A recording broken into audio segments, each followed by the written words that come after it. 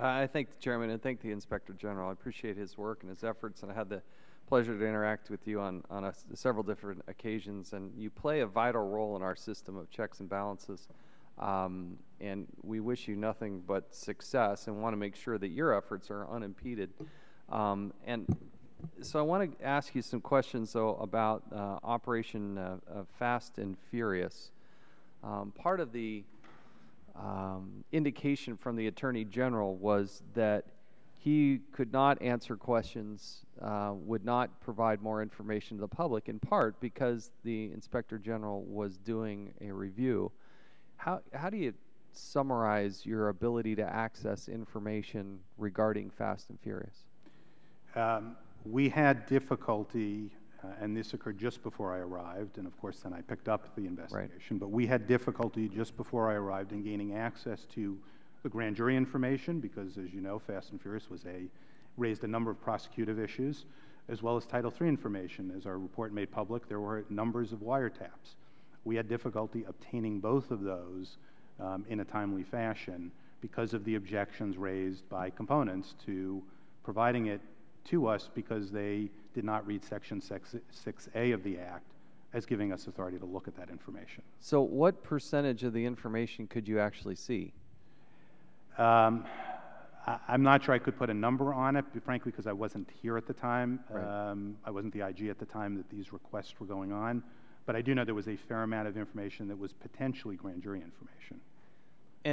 And your interpretation is you should be able to talk specifically about grand jury information, then also about the other. So I think it's quite clear in the first instance is that Section 6A in the IG Act means we should have unfiltered, timely access to all records. The agency doesn't get to pick and choose.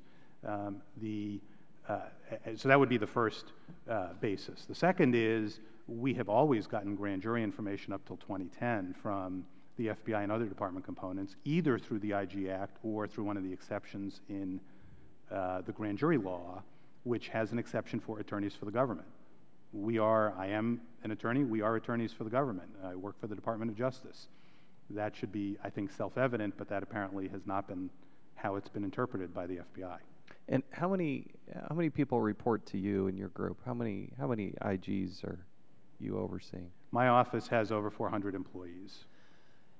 And so the process now, they're having to go and ask permission from who is it that they're, if it's specific to the FBI, who are they having to ask permission from? So what happens now is we send our requests because we don't have unfiltered access. We now have this review going on between our request and us getting the documents. We make a request.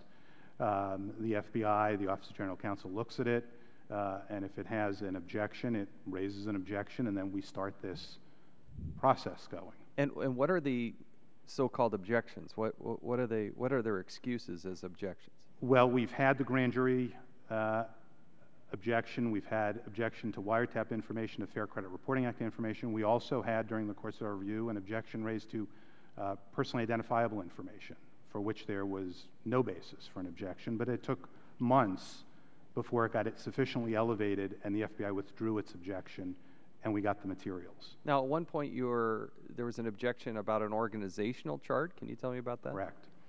In two of our reviews that has come up. One of the audits, an FBI-related matter relating to cyber, our review on cyber, the witness we were speaking with was prepared to hand us the organizational chart that we asked for, but we were told he couldn't do that because it had to go through this process at the Office of General Counsel to review it, and so we were delayed for weeks. I actually had to send an email to the General Counsel saying, I don't understand how this can be the case. A simple organizational chart. Simple organizational chart. In addition, recently with the DEA, we requested an organizational chart. We got an organizational chart with names whited out. We then went back and said, well, we need the names because one of the purposes is to see who we need to interview. And we then got a makeshift, unofficial organizational chart with names. I had to elevate that to the administrator in order to get the organizational chart we were looking for. Mr. Chairman, I'm so glad we're holding this hearing, glad we're doing so in the Oversight and Government Reform Committee tomorrow as well.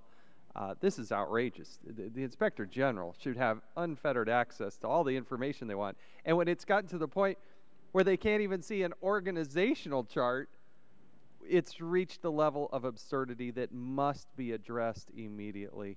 I appreciate the bipartisan notion on this, and I yield back. Thank you. The gentleman yield.